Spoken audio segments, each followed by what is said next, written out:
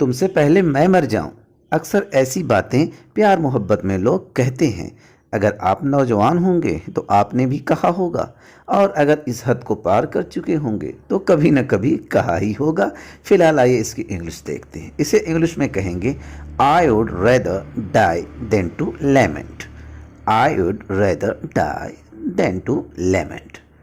बातों बातों में कहते हैं ना, खुदा ना करे। जैसे मैं अक्सर कहता हूँ खुदा न करे ये हो जाए, है ना, कुछ ऐसी अनहोनी की बात होती तो उसके पहले कहते हैं भगवान न करे ऐसा हो। इसे इंग्लिश में कहेंगे गॉड फॉरबिड्स। गॉड फॉरबिड्स यानी खुदा ना करे। और कोई बहुत खूबसूरत दिखता है या बहुत अच्छा दिखता है या कोई सामान अच्छा दिखता है तो हम अक्सर कहते हैं नज़र ना लगे, है ना, इस पर बुरी आत्माओं का असर ना आए, कहते हैं नज़र ना लगे, जिसे इंग्लिश में कहते हैं टचवुड। टचवुड, इसे आप नॉक ऑन वुड भी कह सकते हैं। नॉक ऑन वुड, देखिए अमेरिकन लैंग्वेज में टचवुड कहते हैं क्योंकि अमेरिकन जो हैं वो किसी चीज़ को नज़र न लगे तो वो कहते वक्त किसी लकड़ी को टच कर लेते हैं, जबकि ब्रिटिश जो हैं वो किसी भी लकड़ी को नॉक करते हैं, थपथपी लगा के कहते हैं नॉक ऑन वुड, यानी नज़र न लगे। अच्छा, कभी कभी ऐसा भी होता है कि हम किसी से सलाह लेनी हो, वो भी पास्ट की, कि अगर तुम मेरी जगह होते तो क्या करते, है ना, इस तरह की बात करनी हो कि भाई तुम होते तो क्या करते, मुझसे तो हो गई गलती, तुम होते तो क्या करते। इसे इंग्लिश में कहेंगे what if you had been मी।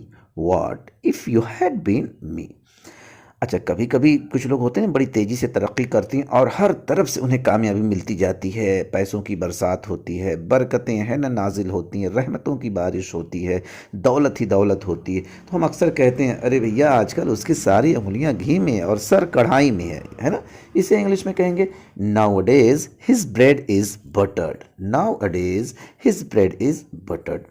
कुछ लोग ऐसे भी होते हैं, देखने में कुछ लगते हैं निकलते कुछ हैं, है ना। ऐसे लोगों से थोड़ा सावधान रहिए। कभी कभी ये सिर्फ अपना ही फ़ायदा करते हैं, दूसरों का नहीं, थोड़ा सेल्फिश होते हैं। और कभी कभी ऐसे भी होते हैं जो लगता नहीं है लेकिन अंदर ही अंदर मेहनत करते हैं और बहुत तेज़ी से कामयाब होते हैं। जैसे कहना हो तुम तो छुपे रुस्तम निकले।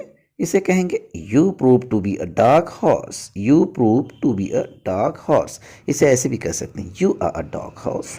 You are a dark horse.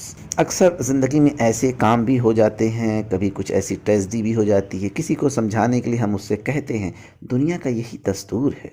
दुनिया का यही दस्तूर है, जिसे इंग्लिश में कहेंगे it is the way things are. It is the way things are. कभी कभी कुछ लोग ऐसी गलती कर जाते हैं ना, जिसको मना किए जब फिर भी कर जाते हैं तो कहना ही पड़ता है कि भैया बस अब तुम जानो तुम्हारा काम जाने। इसे इंग्लिश में कहेंगे now it's up to you. Now it's up to you. अब तुम जानो और तुम्हारा काम जाने। गुस्से में ना ये लाइन बोलने का मन करता, मैं तो नहीं बोलता हूँ लेकिन अक्सर मन में तो ज़रूर आता है। और कुछ लोग ऐसी हरकतें कर जाते हैं तो ये बोलने का तो दिल करता है कि तुम किस खेत की मूली हो। हालांकि कहना नहीं चाहिए, फिर भी लोग कह ही देते हैं तुम किस खेत की मूली हो। तो देखिए, इसे ट्रांसलेट करने के लिए मूली या खेत की इंग्लिश नहीं ढूंढनी है। इसका मतलब है तुम्हारी औकात क्या है, तुम्हारी वैल्यू क्या है। इसे इंग्लिश में कहेंगे what is your worth. What is your worth. What is your worth यानी तुम किस खेत की मूली हो। और है ना, एक गाना आया था ना, इसमें मेरा क्या जाता इसमें तेरा घाटा, मेरा कुछ नहीं जाता, है ना।